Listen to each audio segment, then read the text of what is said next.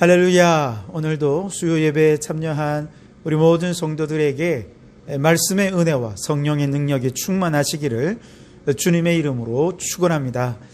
이 시간 우리에게 주시는 하나님의 말씀은 히브리서 11장 8절에서 10절까지 말씀입니다.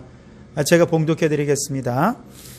믿음으로 아브라함은 부르심을 받았을 때에 순종하여 장래의 유업으로 받을 땅에 나아갈새 갈 바를 알지 못하고 나아갔으며 믿음으로 그가 이방의 땅에 있는 것 같이 약속의 땅에 거룩하여 동일한 약속을 유업으로 함께 받은 이삭 및 야곱과 더불어 장막에 거하였으니 이는 그가 하나님의 계획하시고 지으실 터가 있는 성을 바랐습니다. 아멘. 오늘도 이 말씀을 통해 우리에게 주시는 하나님의 음성을 듣게 되길 바랍니다. 믿음의 영웅들, 우리는 지금까지 3명의 영웅을 살펴보았습니다. 첫 번째 영웅은 아벨이었죠. 아벨은 어떤 사람이었습니까? 그는 믿음의 예배를 드림으로 의로운 자라는 증거를 얻은 사람이었습니다. 두 번째 영웅은 에녹이었죠. 에녹은 어떤 믿음이었습니까?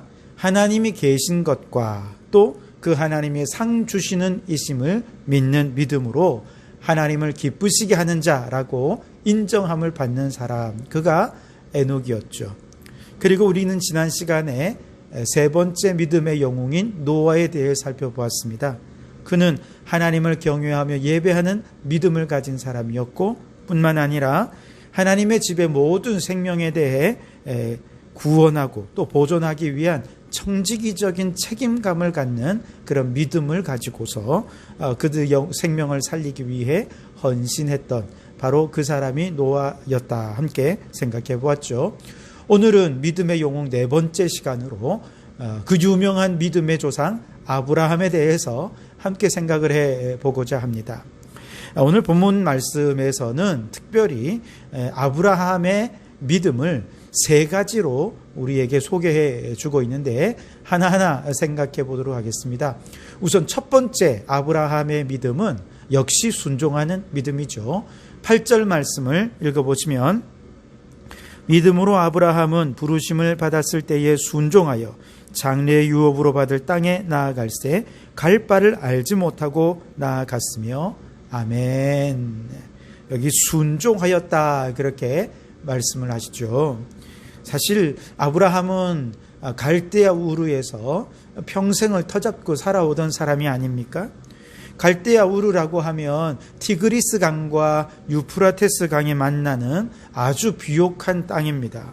세계 4대 문명의 발상지 중에 하나가 될 정도로 땅은 비옥하고 또 자원은 또 굉장히 많고 그러면서 그 문명이 찬란하게 꽃을 피웠던 곳이 바로 갈대아 우르였습니다. 이처럼 모든 것이 풍족한 땅에 터를 잡고 부족함 없이 살아가던 아브라함에게 어느 날 하나님께서 오셔서 말씀하십니다. 너는 너의 고향과 친척과 아버지의 집을 떠나 내가 너에게 보여줄 땅으로 가라 그렇게 말씀을 하시죠. 사실 아브라함으로서는 이미 너무 많은 것을 가지고 있었고 또 풍족하게 가지고 있던 사람이었기 때문에 이 모든 것을 내려놓고 하나님의 명령을 따라 나아갈 하등의 이유가 없는 그런 상황이었습니다. 지금도 그렇지만 아브라함 당시에도 한 가문이 어떤 한 지역에 정착해서 그 지역에 명망 있는 가문으로 일어서기까지는 이거는 단기간에 이룰 수 있는 일이 아니지 않습니까? 믿음의 그 가문의 일대가 그 땅에 뿌리를 내리고 자자손손 한 지역에 깊이 뿌리를 박고 거기에 터를 일구면서 모든 세월의 어려움들을 다 견뎌낸 후에야 비로소 한 가문이 명문 가문으로 주변 사람들에게 인정을 받게 되는 것이죠. 아브라함의 가문이 이미 갈대아 우르에서 오랜 세월 뿌리를 받고 터를 일구면서 오랫동안 쌓아온 명성과 신뢰로 나름 주변의 명망을 얻고 있던 그런 가문이었던 것이죠. 그런데 어느 날 갑자기 하나님께서 말씀하셨다 하는 이 한 가지 이유로 평생을 일궈온, 아니 한평생이 아니라 가문 대대로 일구어온 바로 이 지역에서 일구고 얻고 누리고 있던 모든 풍족한 것들을 다 떠나야 한다는 것은 어떻게 보면 대단히 가혹한 일이고 심지어는 잔인하게까지 한 일이 될 수도 있을 것입니다. 믿음이 없었다면 말이죠. 그런데 아브라함에게는 하나님의 말씀에 전적으로 순종하는 믿음이 있었습니다. 전능하신 하나님의 한 말씀이면, 창조주 하나님의 한 말씀이면 그동안 자신이 일구어 놓은 모든 것 다 포기하고 비록 갈 바를 알지 못하는 것이라 할지라도 하나님의 명령에 순종해서 나아갈 수 있는 바로 그런 믿음을 가진 순종의 사람이 아브라함이었다는 것이죠. 그렇다고 해서 그 아브라함의 믿음이 처음부터 온전한 믿음이었다? 그 이야기는 아닙니다. 그렇게 오해해서는 안 됩니다. 하나님께서 아브라함에게 명령하셨던 것은 4가지였죠. 창세기 12장 말씀에 보면 고향을 떠나라, 둘째는 친척을 떠나라, 셋째는 아버지를 떠나라, 넷째는 내가 네게 지시할 땅으로 가라. 이 4가지 명령이 그 짧은 내용 속에 담겨져 있습니다. 이 받은 4가지 명령 가운데 아브라함은 몇 가지나 실천했을까요? 우선 하나님께서 명령하신 첫 번째 명령인 고향은 떠났죠. 그렇죠. 이 첫 번째 명령은 순종했습니다. 이것도 사실은 앞서 말씀드린 대로 모든 것을 포기하여야 하기 때문에 쉽지 않은 결단이지요. 그러나 두 번째 명령부터는 아브라함이 순종하지 않아요. 친척을 떠나라 말씀했지만 아브라함은 조카 롯을 함께 데리고 갔습니다. 친척을 떠나지 못한 것이죠. 둘째는 아버지를 떠나라 그렇게 얘기했지만 사실은 아버지를 떠나지 못하고 아버지와 함께 가게 됩니다. 그래서 어떤 문제가 생깁니까? 조카 롯과는 가나안 땅에서 서로 목자들끼리 싸우고 혈족들끼리 싸우는 안타까운 일이 생기지 않습니까? 또 아버지를 떠나지 않은 결과 곧바로 가나안 땅에 들어가지 못하고 하란 땅에 한동안 머물러 있게 됩니다.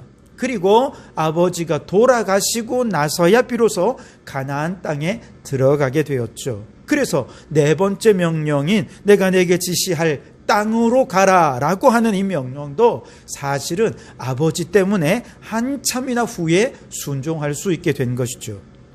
그러니까 우리가 아브라함의 순종하는 믿음 참 놀라운 믿음이다 생각하고 나는 아브라함처럼 그렇게 포기할 수 없어, 내게는 그런 순종은 불가능해 라고 생각하면서 아브라함만 생각하면 영적으로 위축되고 영적인 열등감에 빠지게 되는 그런 일들이 있기도 합니다만 사실 아브라함도 처음부터 완전한 믿음은 아니었다는 것이죠. 하나님이 명령하신 4가지 가운데 한 가지밖에 순종하지 못한 참 어떻게 보면 4분의 1쪽의 믿음이었다 이렇게 얘기할 수 있겠습니다. 여러분, 이것은 우리에게 무엇을 얘기해 줍니까? 우리 하나님은 처음부터 믿음이 완전한 사람을 택해서 완전한 믿음으로 완전한 하나님 뜻을 이루게 하신 것은 아니라는 거예요. 처음에는 믿음이 연약하고 심지어 믿음이 없는 사람들 주님께서 선택하십니다. 그들에게 믿음을 선물로 주십니다. 그리고 그 믿음을 연단시키셔서 순금 같은 믿음으로 다듬어 가셔서 순금 같은 믿음으로 하나님께 헌신하게 하시는 것이죠. 모세를 생각해 보세요. 모세도 처음에 믿음이 없을 때 하나님께서 그를 부르시니까 아무리 출애굽의 사명을 주셔도 계속 도망가려고 하고 회피하려고 하죠. 그래서 하나님께서 모세에게 사명을 맡기시기 위해서 얼마나 애를 쓰셨는지 몰라요. 때로는 그 일들을 맡기시기 위해 쫓아다니면서 설득을 하셨어요. 지팡이로 뱀을 만들게 하는 기적을 보여주기도 하고 손을 넣어서 문둥병이 되기도 하고 그게 낫게 되기도 하면서 그 안에 얼마나 그 능력이 있는지, 하나님이 그에게 얼마나 그 능력을 주셨는지를 확인하기도 하셨고요. 또 나는 말주변이 없습니다 이야기하는 그에게 내가 너의 입을 창조한 창조주가 아니니? 내가 너의 입과 함께 있어서 할 말을 가르쳐 줄 테니 너는 맡겨준 사명 감당해라. 계속해서 따라다니면서 설득하셔야 했습니다. 그래도 모세가 거절하면서 제발 좀 보낼 만한 자를 보내소서. 그러니까 우리 하나님께서 화가 나셨다 그랬어요. 이렇게 믿음이 연약한 자를 붙잡아서 출애굽의 위대한 역사를 이루시기 위해 하나님께서는 끊임없이 노력하셨던 것이죠. 베드로도 마찬가지였죠. 처음에 안드레의 소개로 예수님을 찾아가 만납니다. 안드레가 내가 메시아를 만났다. 그래서 베드로를 데려다가 예수님을 만났지만 그 자리에서 즉시로 예수님을 따르지 않았습니다. 믿음이 없었던 것이죠. 그러다가 나중에 물고기를 잡는 자리에서 빈 그물로 있던 그에게 엄청난 물고기를 잡게 해주시는 기적을 보았을 때 비로소 베드로가 주님을 따르게 되는 것이죠. 베드로뿐만이 아니죠. 모든 제자들이 처음에 예수님을 따를 때는 얼마나 믿음이 없었습니까? 그리고 3년 내내 믿음이 없었어요. 그래서 예수님이 마지막까지 제자들을 보시면서 얼마나 믿음 없음을 책망하셨는지 모릅니다. 이처럼 하나님은 처음부터 믿음 좋은 사람을 택해서 사용하시는 것이 아니라 아브라함처럼 모세처럼 베드로처럼 제자들처럼 이렇게 주님의 명령에 그저 하나라도 순종하는 작은 믿음만 있으면, 아브라함이 4가지 명령을 받았지만 그 중에 하나라도 순종하는 믿음, 그 작은 믿음이라도 보시고 그를 들어 사용해 주셨던 것이죠. 이렇게 믿음 없던 아브라함이 가나안 땅에 들어가서도 이삭에 대한 약속을 믿지 못해서 하갈을 통해서 이스마엘을 낳는 어리석음의 모습을 보입니다. 아마 그 모습을 보시면서 하나님은 아이고 내가 이 녀석 괜히 택했나? 아마 그런 생각하셨을지도 몰라요. 그러다가 하나님께서 그의 믿음을 언제 최종적으로 인정해 주십니까? 기다리던 끝에 아브라함이 이삭을 모리아 산에서 하나님 앞에 바칠 때 그 100세에 낳은 아들, 눈에 넣어도 아깝지 않은 그 아들, 생명을 바쳐서라도 지키고 싶은 그 아들을 하나님께 내어 바칠 때 하나님께서 드디어 그 믿음을 인정해 주시죠. 이제야 내가 하나님을 경외하는 줄을 아노라. 그렇게 인정을 받았던 것이죠. 여러분, 나는 믿음이 없어, 나는 믿음이 연약해, 그렇게 참 위축될 때가 많지요. 특히 이렇게 믿음의 영웅들을 살피다 보면 나는 이런 믿음의 영웅이 될 수 없어 생각하시면서 때로는 영적인 열등감에 빠질 수도 있을 것입니다. 그러나 우리가 이런 영적인 열등감에 빠지라고 제가 믿음의 영웅들을 살피는 건 아니지 않겠습니까? 너무도 당연히 이 말씀을 통해 우리가 가져야 되는 마음은, 하나님, 나는 이렇게 믿음이 없지만 이렇게 믿음 없는 나 같은 자도 들어 사용하시기를 원하시고 나를 부르신다면 주님, 기꺼이 주님께 순종하겠습니다. 우리가 이 마음으로 주님의 부르심에 순종하기만 한다면 우리도 주님께 귀하게 쓰임받게 되어질 줄 믿습니다. 두 번째로 아브라함의 믿음은 약속을 믿는 믿음이었습니다. 첫 번째 아브라함의 믿음은 순종하는 믿음이었죠. 두 번째 아브라함의 믿음은 약속을 믿는 믿음이에요. 자, 9절 말씀을 보시면 믿음으로 그가 이방의 땅에 있는 것 같이 약속의 땅에 거류하여 동일한 약속을 유업으로 함께 받은 이삭 및 야곱과 더불어 장막에 거하였으니, 그렇게 말씀을 하시죠. 여기서 약속을 유업으로 받은 땅이라고 하는 표현이 나오죠. 다시 말해 아브라함은 하나님의 약속을 믿는 믿음으로 그 땅에 거하였다라고 하는 것이죠. 아브라함이 받은 약속은 축복에 대한 약속이죠. 특별히 아브라함에게 그를 부르시면서 3가지를 약속해 주지 않습니까? 첫째 약속은 큰 민족을 내게 주겠다는 것이죠. 그래서 너로 번성하게 하고 큰 민족을 이루도록 후사에 후사를 더해 주겠다고 주님이 약속해 주셨죠. 두 번째 약속은 네가 발로 밟는 모든 땅은 다 너에게 주겠다. 땅에 대한 약속이었습니다. 그리고 세 번째는 복의 근원이 되게 해주겠다는 약속이죠. 그래서 땅의 모든 족속이 너로 말미암아 복을 얻을 것이라. 놀라운 축복의 약속이죠. 이 모든 약속을 한마디로 얘기하면 너 복 주겠다는 약속입니다. 그리고 아브라함은 이러한 복 주시겠다는 하나님의 약속을 굳게 믿었습니다. 그 믿음이 있었기에 고향을 떠나 가나안 땅까지 올 수 있었던 것 아니겠습니까? 다시 말하면 하나님의 모든 축복은 반드시 고난 후에 찾아오는 영광이라는 것이죠. 십자가가 있어야 부활의 영광이 있는 것처럼 장차 올 영광이 현재의 고난보다 더 크고 위대하다는 것을 아는 믿음의 사람은 지금 현재의 어려움, 지금 현재의 고난을 바라보지 않고 장차 올 영광을 바라보면서 현재 내게 주어진 십자가를 기쁨으로 감당하는 것이죠.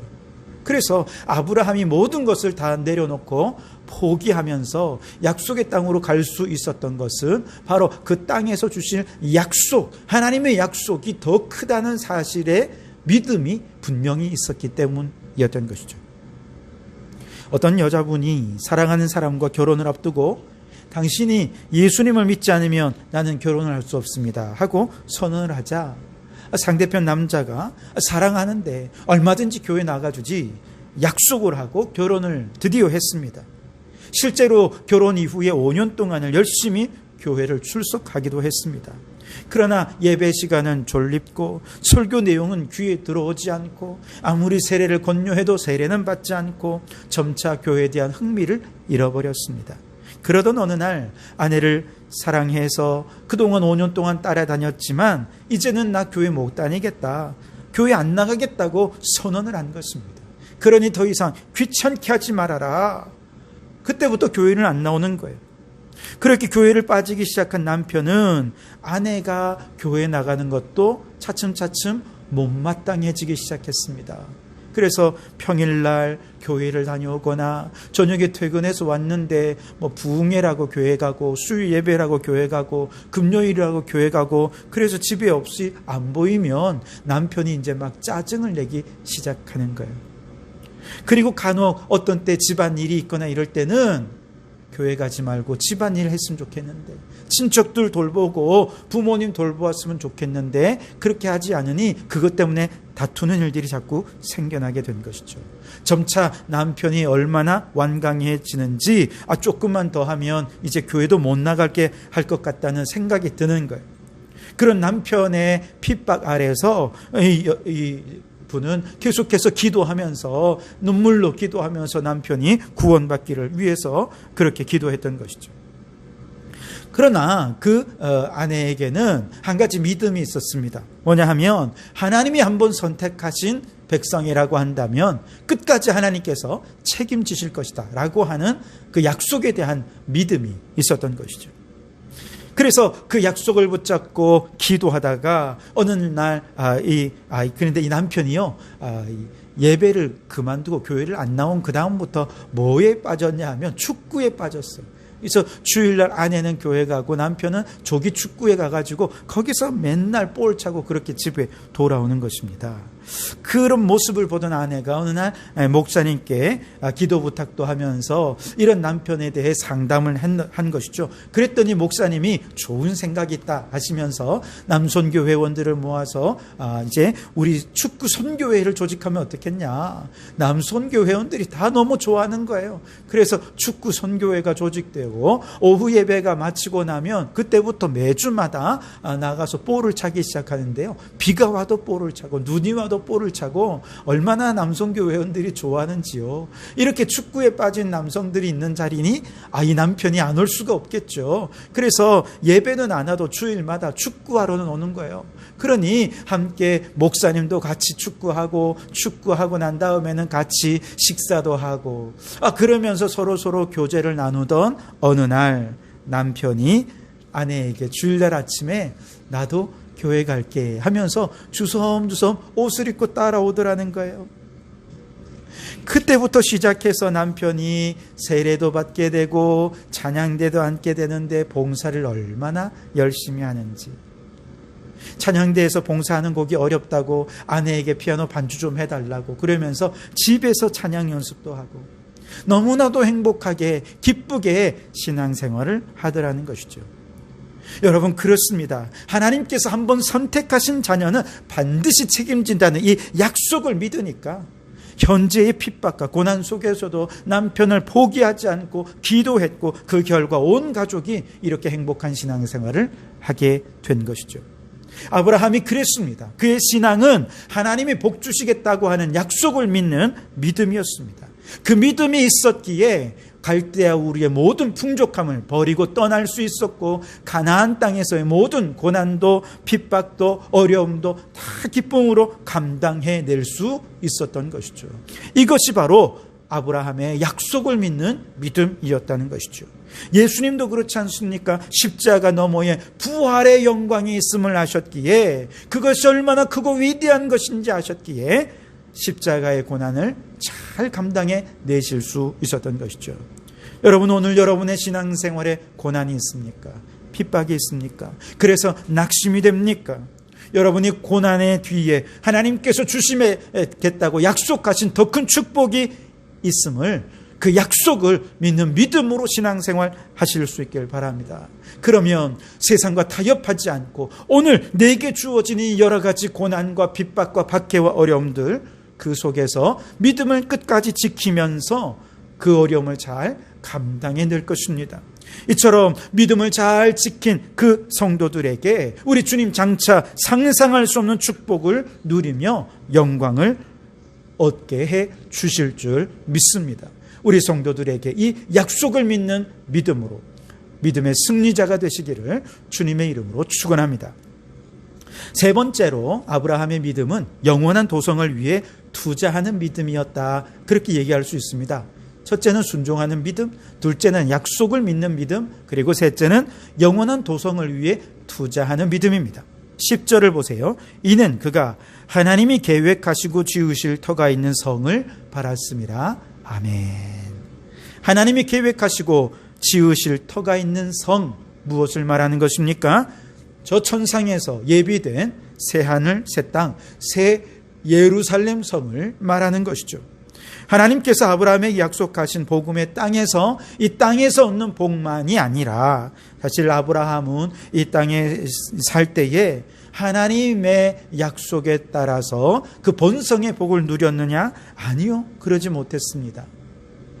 큰 민족을 이루는 복을 그가 누릴 수 있었느냐? 천만의 말씀입니다. 그 큰 민족은 언제 이루어졌습니까? 나중에 이 백성들이 애굽에 들어간 이후에야 비로소 큰 민족을 이룰 수 있었죠. 또 땅에 대한 약속도 받았지만 그 땅은 언제 약속이 성취되었습니까? 여호수아가 가나안을 정복할 때에 비로소 그 약속이 성취되었습니다. 즉 아브라함은 당대에 자신이 살아있을 때 하나님의 약속이 하나도 성취되는 걸 보지 못했습니다. 그럼에도 불구하고 아브라함이 낙심하지 않고 믿음으로 살 수 있었던 것은, 그는 하나님의 약속이 이 땅에만 국한된 것이 아니라 영원한 하나님의 나라에까지 미치는 약속임을 믿었기 때문이죠. 아브라함에게는 하나님이 계획하시고 지으실 터가 있는 영원한 하나님의 도성, 영원한 하나님 나라의 본향을 사모하고 바라는 믿음이 있었던 것이죠. 아브라함이 이 땅에서 뿌린 씨앗들이 열매를 맺지는 못했어요. 그가 죽을 때 그의 후손은 겨우 이삭 한 명밖에 없었습니다. 그가 죽을 때 그가 소유한 땅은 막벨라 굴 하나밖에 없었습니다. 그러나 낙심하지 않고 그의 삶이 헛되지 않았다고 말할 수 있는 것은, 그가 뿌린 모든 씨앗들이 다 약속이 성취되었을 뿐만 아니라 저 영원한 천국에서 하나님께서 보여주신 놀라운 상급과 축복을 누릴 수 있었기 때문이지요. 즉 아브라함이 이 땅에서 행한 모든 고난은 결국 저 영원한 하나님 나라를 위한 투자였다, 이렇게 얘기할 수 있을 것입니다. 마태복음 13장에 보면 밭에 감추인 보화에 관한 비유의 말씀이 있지요. 한 사람이 남의 집 밭에서 소작농으로 일을 했습니다. 김 메고 땅을 파고 그렇게 열심히 작업을 하다가 곡괭이 끝에서 이상한 소리가 나요. 그래서 땅을 파고 들여다보았더니 금은 보화가 가득한 보물단지가 있는 것을 보게 됩니다. 그는 그 땅을 다시 흙으로 덮고 집으로 돌아가 자신의 모든 재산을 팔아서 그 주인에게 값을 지불하고 그 땅을 사게 되지요. 그리고 그 밭과 함께 밭 속에 있는 모든 보화가 자신의 소유가 된 것입니다. 여러분, 이것이 아브라함이 영원한 도성을 바라보는 믿음으로 이 땅을 살았던 삶의 태도였다는 것이죠. 그는 천국이라는 보화를 얻기 위해 이 땅에서 자신의 모든 젊음과 자신의 모든 삶을 투자했던 사람이었다는 것이죠. 하나님의 백성은 인생을 마감할 때 당당하게 들어갈 영원한 도성이 있다는 사실을 믿습니다. 그곳은 영원한 하나님의 나라입니다. 그런데 하나님께서 그 하나님의 나라를 우리에게 주실 때에 이 땅에서 먼저 밭에 감추인 보화처럼 우리에게 주십니다. 그리고 우리가 이 땅에서 살아가는 모든 삶은 그 보화를 소유하기 위해 내 모든 것을 투자하는 삶으로 살아가도록 하시는데, 바로 그러한 삶을 아브라함이 충실히 살아내었다 하는 것이죠.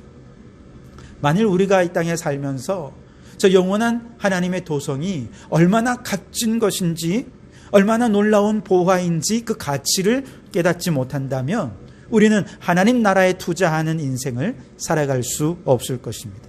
그러나 저 영원한 도성의 그 가치를 아는 믿음이 있다면 우리는 얼마든지 이 땅에서 내가 가진 모든 것을 투자하고 헌신할 수 있게 되는 것이죠. 아브라함에게는 바로 가치를 알아볼 수 있는 믿음이 있었던 것이죠. 그가 갈대아 우르를 떠나는 순간부터 이삭을 하나님께 바치는 모든 삶의 선택과 여정은 저 영원한 도성을 향한 투자였다는 것이죠. 그러므로 여러분, 오늘 우리 모든 성도들에게 이와 같이 투자하는 믿음이 있기를 바랍니다. 이 땅의 것만 생각하지 말고 지금 이 땅에서 얼마나 많은 것을 내가 누릴 것인가, 그것만 생각하지 말고 눈을 들어 장차 우리가 들어갈 영원한 도성이 있음을 믿으시기 바랍니다. 그 영원한 도성이 이 땅에 이미 땅에 감추어진 보화처럼 우리에게 주어져 있다는 사실 믿으시기 바랍니다. 그 가치를 알아볼 수 있는 믿음의 눈이 열려질 수 있길 바랍니다. 그리고 이 땅에 사는 우리의 모든 남은 생이 그 영원한 도성, 그 놀라운 보화와 같은 영원한 도성을 소유하기 위한 내 삶을 투자하는 그런 아브라함과 같은 믿음이 우리 모든 성도들에게 있어서 장차 저 영원한 하나님의 나라에서 함께 만나는 축복이 있기를 바랍니다. 결론적으로 아브라함의 믿음은 세 가지였습니다. 첫째, 순종하는 믿음. 둘째, 약속을 믿는 믿음. 셋째, 영원한 도성을 위해 투자하는 믿음이었습니다. 여러분, 이 아브라함의 믿음이 내 믿음 되게 해달라고 기도하시고, 나는 비록 연약한 믿음이지만 이런 나라도 주님께서 굳게 세워 사용하시기 원한다면 들어 사용해달라고 그렇게 기도하시고 주님 앞에 우리의 남은 생을 헌신하는 믿음의 일꾼이 되시기를 주님의 이름으로 축원합니다. 기도하시겠습니다. 하나님 아버지, 아브라함의 믿음을 통해 또다시 우리의 믿음 없음을 바라봅니다. 우리를 불쌍히 여겨주시고 믿음 없음 위에 주님의 놀라운 축복이 있게 해 주옵소서. 주님, 우리에게도 아브라함 같은 믿음을 허락해 주시옵소서. 아브라함처럼 순종하는 믿음의 사람 되게 해 주옵소서. 처음부터 온전한 믿음이 될 수는 없겠으나 작은 것부터 하나 둘 순종하면서 그 믿음이 약속을 믿는 믿음으로 자라게 하시고 영원한 도성을 위해 투자하며 헌신하는 믿음이 되어서 하나님께 인정받고 쓰임받는 믿음의 일꾼 되게 해 주시옵소서. 예수님 이름으로 기도하옵나이다. 아멘.